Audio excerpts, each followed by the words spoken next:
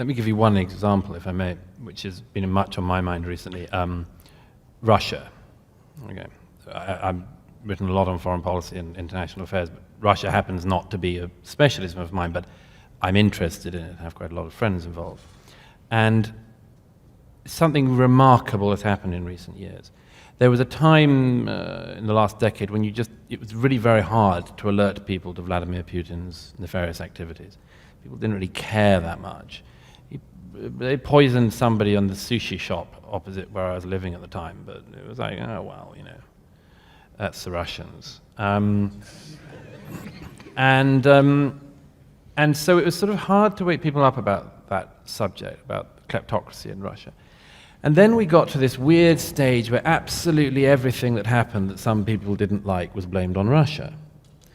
Now it's really hard to persuade people that Russia is doing anything.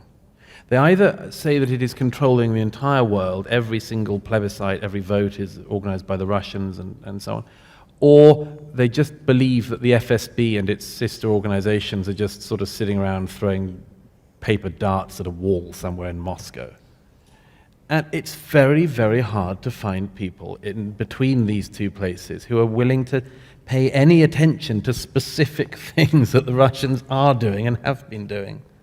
So that when, for instance, sorry to be local about this, but when in this charming cathedral city of Salisbury, a former Russian spy and his daughter are attempted assassination with a really specific nerve agent, people are like, well, it could have been the British government.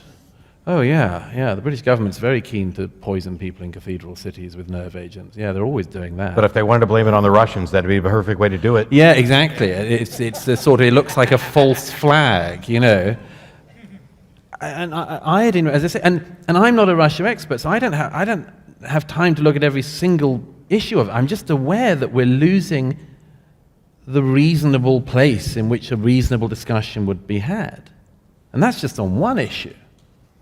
I think the best thing about this is that whatever the solution is, it's already started in part because we're now more aware and talking about this. Question comes up almost everywhere we go, or at least me. I'm assuming everybody's concerned about this, or at least a good chunk of people are.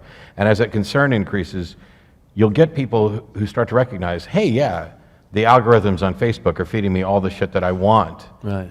And all the stuff that I clicked on that I liked, and this isn't necessarily true. Or I've been only watching Fox News, or only watching MSNBC, or only watching CNN. I watch all of them, yes, one of them to laugh at,